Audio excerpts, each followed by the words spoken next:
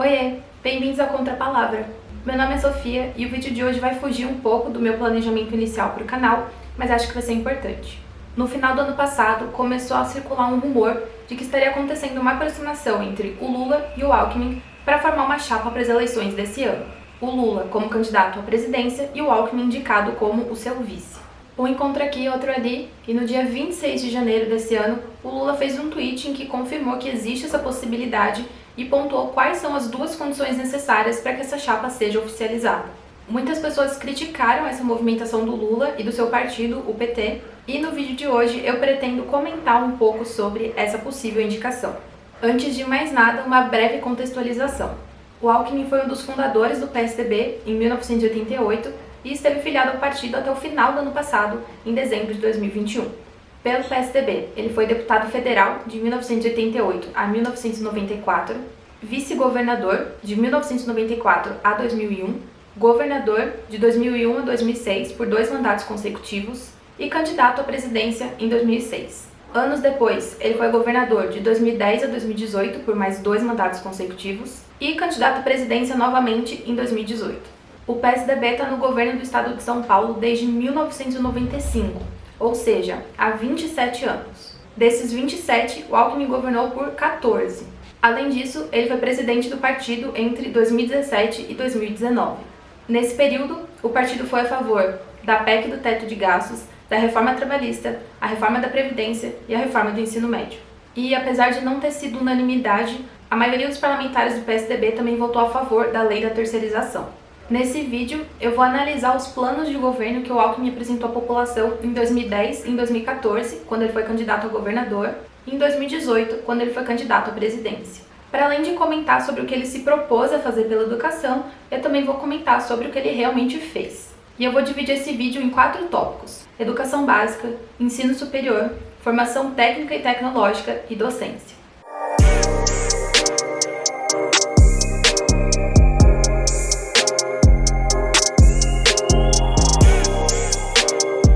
Primeiro tópico, educação básica. Após a universalização do ensino fundamental e a ampliação do acesso ao ensino médio, os desafios são qualidade e atratividade da escola, principalmente para adolescentes e jovens. Quanto à qualidade da educação, os principais indicadores que o Alckmin considera são as avaliações externas, como o PISA, que é uma prova a nível internacional, o SAEB a nível nacional e o SARESP a nível estadual. Eu já comentei sobre as avaliações externas no segundo vídeo da série sobre a reforma do ensino médio, em que eu explico mais detalhadamente quando elas foram criadas, por quem, com qual propósito e qual é o problema de considerar essas avaliações como os principais indicadores da qualidade da educação na hora de formular políticas públicas educacionais. Quanto à atratividade, as propostas do Alckmin circulam em torno de expansão de escolas em tempo integral, oferta de atividades extracurriculares no contraturno, inclusão de desenvolvimento de habilidades socioemocionais no currículo. Bom, essas propostas foram contempladas pela reforma do ensino médio. Aqui é importante dizer que escola em tempo integral é diferente de educação integral. Na primeira, a gente está falando do tempo de permanência na escola e não necessariamente de como esse tempo é utilizado. Na segunda, a gente está falando de uma concepção da educação como um processo formativo que se dá através da convivência humana, dentro e fora da escola, que tem por objetivo o desenvolvimento físico, psíquico, intelectual e social dos educandos, a partir do contato com todas as áreas do conhecimento produzido pela humanidade. Exatamente o oposto do novo ensino médio, que fragmenta a educação em itinerários formativos e restringe esse contato. Os propositores e defensores da reforma afirmam que ela vai tornar a escola mais atraente para os jovens, porque eles vão ter autonomia para escolher os seus itinerários formativos, e então eles vão se tornar os protagonistas da sua escolarização. Mas isso é uma grande mentira e eu também já comentei no primeiro vídeo da série sobre a reforma. Você não se torna protagonista tendo direito de escolha em um único momento da sua escolarização. Muito menos se esse direito é limitado pelas condições materiais da sua escola. Se a sua escola na periferia só tiver condições de oferecer um único itinerário formativo, você não vai escolher, você vai fazer aquilo que estiver disponível para fazer. Enquanto a escola do centro, em um bairro nobre, vai oferecer 5, 6 itinerários e o estudante dessa escola vai poder escolher mais de um. Quer um exemplo de como o discurso de autonomia e protagonismo é uma grande mentira? Em 2015, o Alckmin propôs a chamada reorganização escolar. A ideia era que uma escola atendesse a um único ciclo, ou seja, ou os anos iniciais do ensino fundamental, do 1º ao 5º ano, ou os anos finais do ensino fundamental, do 6º ao 9º ano, ou o ensino médio. Mas essa não era a realidade da rede estadual paulista. Então, o Alckmin precisaria remanejar milhares de estudantes de uma escola para outra, fechar salas aqui, superlotar as salas ali e fechar escolas no meio do caminho. Para ser mais específica, cerca de 311 mil estudantes seriam remanejados, 754 escolas teriam ciclos encerrados e 94 escolas seriam fechadas. Os estudantes reagiram a essa proposta e de outubro a dezembro daquele ano, 203 escolas foram ocupadas em São Paulo, tanto na capital quanto no interior. Só que o movimento dos estudantes enfrentou uma repressão violenta por parte da Polícia Militar de São Paulo, sob o comando do Alckmin, o que resultou em uma denúncia na Comissão Interamericana dos Direitos Humanos de violação dos direitos humanos cometidas pela PM de São Paulo. Estudantes de 16 e 17 anos foram detidos e levados para depor em delegacias sem a presença do adulto responsável, afinal elas eram menores de idade, e sem a presença de um advogado, o que é um direito constitucional, além de terem sido agredidas física e psicologicamente. Eu vou deixar aqui na descrição o link do vídeo que foi apresentado à comissão para vocês assistirem e perceberem através das imagens o quão violenta foi a repressão da polícia. E essa não foi a primeira nem a última vez que o Alckmin foi denunciado na comissão. Ele já tinha sido denunciado em 2012 por conta do massacre do Pinheirinho, que completou 10 anos agora em janeiro, e foi denunciado novamente em 2018 por descumprir com a Lei Federal 12.847 de combate e prevenção à tortura nos presídios. Essa também não foi a última vez que estudantes ocuparam escolas durante um mandato do Alckmin. Aqui eu me refiro à reação dos estudantes às denúncias de corrupção na compra de insumos da merenda escolar. Mas esse vai ser assunto para um outro vídeo. Segundo tópico, ensino superior. Vamos estimular as parcerias entre universidades, empresas e empreendedores para transformar a pesquisa, a ciência e a tecnologia em vetores do aumento da competitividade e da produtividade do Brasil. Quando o Alckmin fala sobre as universidades, ele fala muito mais sobre a pesquisa a níveis de graduação e pós-graduação do que do ensino, a formação dos estudantes. Ao menosprezar o ensino, o Alckmin menospreza as pessoas envolvidas nesse processo, principalmente os estudantes e professores, bem como as pautas dessas categorias. Por exemplo, durante todos os seus mandatos, o Alckmin ignorou duas pautas históricas do movimento estudantil: democratizar o acesso às universidades através de ações afirmativas, como as cotas, e garantir a permanência dos estudantes nas universidades até que eles concluam seus estudos com sucesso. Afinal, não é apenas sobre entrar numa universidade, mas também sobre sair dela com diploma, e não porque você não teve condições de se manter estudando. No plano de 2010 a 2014 e depois no de 2018 a 2022, o Alckmin é mais sucinto, ele só apresenta suas propostas. Já no de 2014 a 2018, ele escreve uma introdução ao seu plano, em que ele fala sobre o mandato que ele está para concluir, sobre o que ele fez, o que ele melhorou, para então apresentar suas propostas. Nesse plano, ele fala muitas vezes que as universidades estaduais paulistas são as melhores universidades do Brasil. O fato é que a USP e a Unicamp todos os anos disputam entre si quem vai ficar no primeiro lugar no ranking de melhores universidades da América Latina. Mas quais são os critérios desse ranking? Se a democratização do acesso às universidades fosse um desses critérios, a USP e a Unicamp iam disputar o último lugar, porque elas foram as últimas universidades do país a adotar cotas étnico-raciais nos seus vestibulares. Elas aprovaram essa política de ação afirmativa apenas em 2017, e olha que nesse ano, em 2022, a gente está completando 10 anos da Lei de Cotas, que instituiu cotas étnico-raciais para as universidades federais, e 20 anos do primeiro vestibular com cotas no Brasil, que foi da UERJ em 2002. Para quem não sabe, eu pesquiso ações afirmativas e já tenho planejado 2 vídeos sobre o assunto para o canal.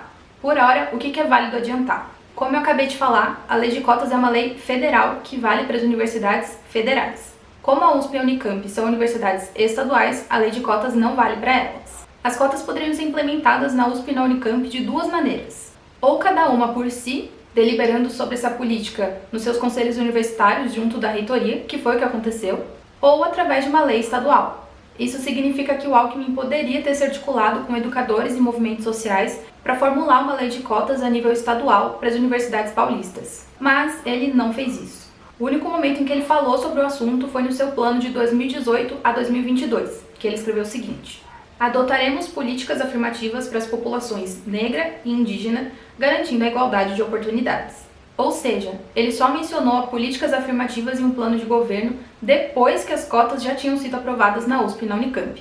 Eu considero isso um oportunismo descarado.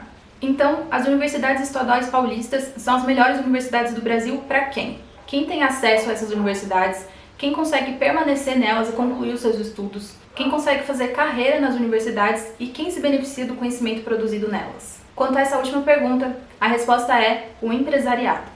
Tanto a USP quanto a Unicamp, e aqui um parênteses. Eu estou falando sobre a USP e a Unicamp, mas São Paulo tem 3 universidades estaduais. A terceira é a Unesp. Eu não estou falando sobre a Unesp porque eu não estudo ela, eu sei pouco sobre ela. Não é porque eu não sei que ela existe ou que eu desconsidero a importância dela para o estado de São Paulo. E também porque a USP e a Unicamp têm uma relevância estratégica nos discursos do Alckmin. Então, voltando. Tanto a USP quanto a Unicamp fazem parcerias com empresas privadas. Muitas dessas empresas estão dentro do campus, nos chamados parques tecnológicos. São prédios e salas em que as empresas podem se instalar para trabalhar de dentro das universidades, o que facilita o acesso das empresas aos recursos das universidades, inclusive os seus recursos humanos. No site da Agência de Inovação da USP, a gente lê o seguinte: são mais de 5.000 professores e 70.000 alunos de graduação e pós-graduação, cuja significativa produção intelectual está disponível para empresas e organizações por meio de várias iniciativas e projetos. Inclusive, nesse site existe uma aba chamada Competências, em que a USP disponibiliza dados de estudantes e professores pesquisadores que as empresas podem entrar em contato se desejarem propor algum projeto.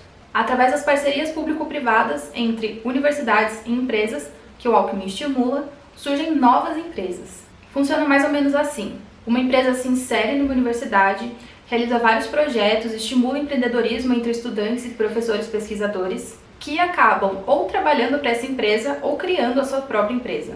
É um ciclo interminável de universidades públicas criando empresas privadas. Eu não poderia concluir esse tópico sem mencionar 3 empresas que tiveram a participação de ex-alunos da USP na sua concepção e que hoje são grandes exemplos do quão longe os estudantes podem chegar se eles se dedicarem ao empreendedorismo. Nubank, 99 e iFood. Um banco digital, um aplicativo de motoristas particulares e um aplicativo de entregadores particulares. É tipo o Megazord do neoliberalismo. Terceiro tópico, formação técnica e tecnológica. Para além dos benefícios educacionais, as formações técnicas e tecnológicas estão diretamente relacionadas à geração de emprego e renda. A mão de obra qualificada oriunda das ETECs, FATECs e dos cursos do Via Rápida tem uma empregabilidade altíssima e é referência nacional.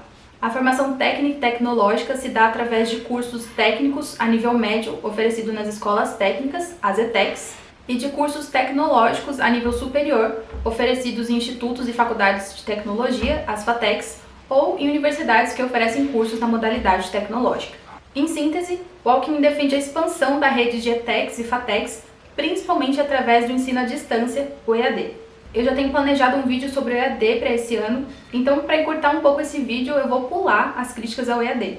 Apesar de eu achar que depois dessa experiência recente com o ensino remoto emergencial, vocês conseguem pensar em muitas críticas sozinhos. E eu também já vou falar sobre a formação técnica e tecnológica no último vídeo da série sobre a reforma do ensino médio.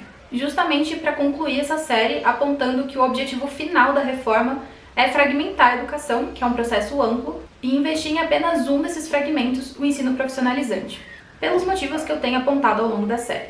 Eu só não podia deixar de mencionar isso aqui nesse vídeo, mesmo que brevemente, para mostrar que, mais uma vez, as propostas do Alckmin estão alinhadas com a reforma do ensino médio. E também porque esse é o tópico que se destaca em todos os seus planos de governo, é sobre o que ele mais fala. No último vídeo da série vocês vão entender o porquê. Quarto e último tópico, docência. A revolução da educação básica requer um sério investimento na formação e qualificação dos professores. Vamos transformar a carreira do professor numa das mais prestigiadas e desejadas pelos nossos jovens. Será? Olhando para os últimos 2 mandatos do Alckmin. Entre 2010 e 2014, apenas 50% dos professores da rede estadual paulista eram professores efetivos. Os outros 50% eram professores temporários. Já entre 2014 e 2018, a situação melhorou um pouco, 60% eram efetivos e 40% temporários. Melhorou um pouco, mas ainda assim, em 2018, a rede tinha mais de 190.000 professores. Então, 40.000 equivale a mais de 76.000 professores com contratos temporários, sem estabilidade e os direitos que são garantidos aos professores efetivos. garantidos assim, né, com muita pressão, muita mobilização da categoria. E o pior é que essa melhora de 50% para 60% não foi porque o número de professores efetivos aumentou, mas porque o de temporários diminuiu. E essa diferença é importante. Significa que essa melhora não foi porque os professores temporários foram efetivados, mas porque houve muita exoneração de professores, principalmente de professores temporários. Quanto à carreira, o Estatuto do Magistério Paulista, lá de 1985, considerava apenas duas coisas para definir a progressão: formação e tempo de trabalho. Mas isso mudou em 1997. Desde então, a progressão é dividida em várias faixas e níveis que consideram a via acadêmica, mestrado e doutorado, e a via não acadêmica, cursos de curta duração. Em 2009 teve outra mudança. Foi criada a prova de mérito a ser realizada anualmente pelos professores da rede, e vocês já vão ver como que ela influencia na progressão. Atualmente nós temos nível 1, faixas de 1 a 7, nível 2, faixas de 1 a 8, nível 3, faixas de 1 a 7 e nível 4, faixas de 1 a 7. Um professor começa sua carreira no nível 1, faixa 1, e com o passar do tempo, se ele cumprir com os pré-requisitos, ele avança para o nível 1, faixa 2, faixa 3, faixa 4, até chegar no nível 2 e assim por diante. Os certificados de mestrado, doutorado, cursos de curta duração e a pontuação na prova de mérito poderiam ajudar o professor a pular as faixas e a progredir na carreira mais rapidamente. Mas, na realidade, esses critérios mais atrapalham do que ajudam, porque eles dificultam a progressão. Dá uma olhada nesse gráfico. Ao final do mandato do Alckmin, em 2018, quase metade dos professores da rede estavam no nível 1, faixa 1, ganhando o menor salário possível. Nesse regime de progressão, é muito difícil ir de uma faixa para outra e ainda mais difícil ir de um nível para o outro. E a remuneração depende do nível da faixa que o professor se encontra. Desde 2018, um professor do ensino fundamental 1 começa a carreira recebendo R$ 2.233,02 e um do ensino fundamental 2 ou do ensino médio começa recebendo R$ 2.585,01. Ambos começam recebendo menos que o mínimo estipulado pelo piso salarial nacional, que é R$ 2.886,24, com agravante que esse piso se refere aos trabalhadores com ensino médio, sendo que um professor precisa de um ensino superior. Então, ele deveria receber um pouco mais por essa titulação. Outro agravante: o Departamento Intersindical de Estatística e Estudos Socioeconômicos, o DIEESE, calcula mensalmente qual deveria ser o salário mínimo de um trabalhador brasileiro, considerando uma família de 4 pessoas. Segundo o DIEESE, em dezembro de 2018, o salário mínimo deveria ser R$ 3.960,57. O último cálculo feito foi relativo a janeiro de 2022 e, segundo o DIEESE, o salário mínimo atualizado deveria ser R$ 5.994,14.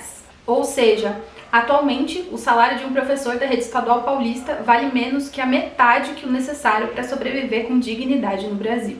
Não me parece que a docência foi valorizada pelo Alckmin, não. Pelo contrário. Os dados sobre as exonerações demonstram uma constante desvalorização do professor e da carreira docente. Durante os governos do PSDB em São Paulo, entre 1995 e 2018, foram exonerados em média 10 professores por dia letivo. Por dia. Na década de 1997 a 2007, a média de exonerações foi 1.269 professores por ano, o equivalente a 6 por dia letivo. Já na década de 2008 a 2018, em que o Alckmin esteve governando por 8 desses 10 anos, a média de exonerações foi 2.846 professores por ano, que vale a 14 por dia letivo, mais que o dobro da primeira década. Por fim, uma informação relevante para a gente pensar nas causas dessas exonerações. Durante o último mandato do Alckmin, as licenças médicas por adoecimento mental aumentaram 32%. Foram quase 53 mil licenças médicas por adoecimento mental apresentadas só em 2018. E é muito louco pensar que tudo isso foi antes da pandemia de Covid-19 e que já existem estudos que mostram que o ensino remoto emergencial agravou esse quadro de adoecimento de professores. Como vocês podem ver, eu foquei a minha análise entre 2010 e 2018, que representa os últimos 2 mandatos do Alckmin como governador e a sua última candidatura à presidência. Lembrando que ele foi governador por outros 6 anos, de 2001 a 2006, mas eu não foquei nesse período. Primeiro, por uma questão de tempo. Se este vídeo já ficou gigante só nesse período de 2010 a 2018, se eu quisesse falar desde 2001, eu poderia fazer uma série igual a série sobre a reforma do ensino médio, mas eu não vou fazer isso. Segundo, porque eu estou tentando antecipar as críticas que esse vídeo pode receber. Eu escolhi trabalhar com um período recente para ninguém me acusar de estar sendo injusta, do tipo, mas isso já faz tempo, o Alckmin mudou, nem nada do tipo. Não faz muito tempo, e para me convencer de que o Alckmin mudou, eu vou precisar de um vídeo de mais ou menos 20 minutos apresentando dados sobre isso. E o que eu quero com esse vídeo? Que o Lula assista e desista de indicar o Alckmin como vice. Que as pessoas não votem no Lula se ele realmente indicar o Alckmin como vice. Sinceramente, não é isso. Eu espero que a minha contribuição com esse vídeo seja fazer as pessoas entenderem que um estudante, ex-estudante, professor, estar insatisfeito com a possível indicação do Alckmin como vice do Lula é mais do que justificável. Pedir para essas pessoas, principalmente se forem de São Paulo, mas não só, basta saber quem é o Alckmin e o que ele representa para a educação, pedir para essas pessoas aceitarem essa indicação contentes ou então em silêncio, sem demonstrar descontentamento, é pedir demais. Se você chegou ao final desse vídeo que parecia infinito, eu vou pedir para você dar o like e compartilhar com o máximo de pessoas possíveis. Também vou pedir para você se inscrever no canal e clicar no sininho para ativar as notificações. Tentem se manter respeitosos nos comentários desse vídeo, tá bom? Um abraço e até a próxima!